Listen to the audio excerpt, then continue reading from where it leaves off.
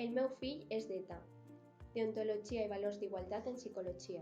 Hola, som Aitana i Neus de tercer del grau de psicologia i us anem a presentar el dilema El meu fill és d'ETA, des del punt de vista d'un psicòleg social.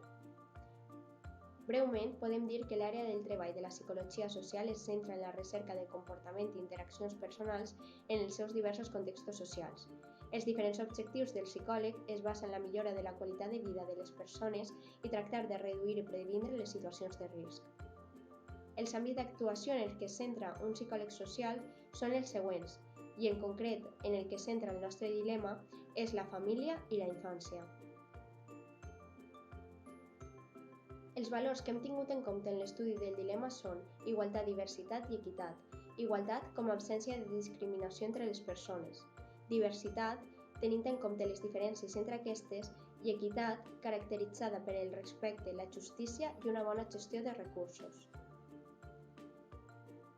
El dilema es basa en la història d'una família amenaçada des de fa anys per ETA degut al càrrec polític que ocupa el pare.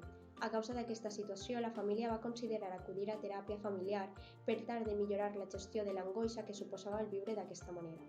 Al llarg del temps, tots els membres han acudit a teràpia junts o separats en funció de les seves necessitats.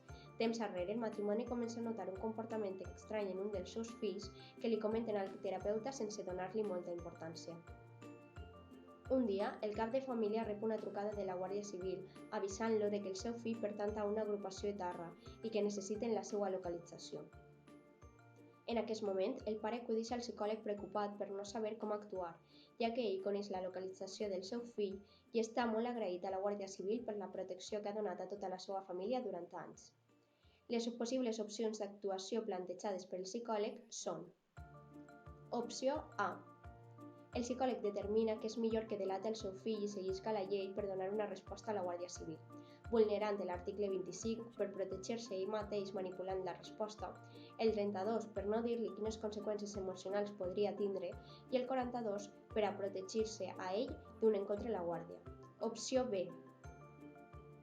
No delatar al fill o donar una ubicació errònia a la Guàrdia Civil per tal de protegir-lo, vulnerant els articles 2, 5, 7, 8, 15, 23, 24, 32 i 48, que podem agrupar en el fet de no informar de les conseqüències legals que tindria aquesta opció, la falta de comunicació i prevenció cap a la societat i la protecció cap a una organització dolenta.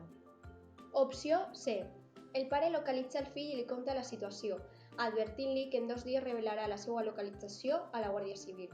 Els articles vulnerats són el 5, ja que no reclama ajuda multidisciplinar per a l'assessorament legal, el 7, degut a que en aquesta opció s'està encobrint a l'organització, el 24, per les il·legalitats que es contemplen en aquesta opció, i el 32 per donar falses expectatives.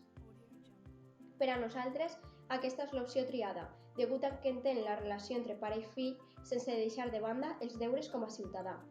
Per arribar a aquesta decisió no hem tingut en compte el nombre d'articles vulnerats, sinó el contingut d'aquests i el nostre propi criteri moral. Per a reflexionar.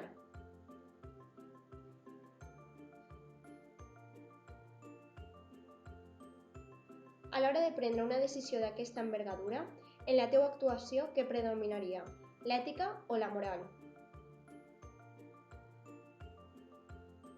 Moltes gràcies per la vostra atenció.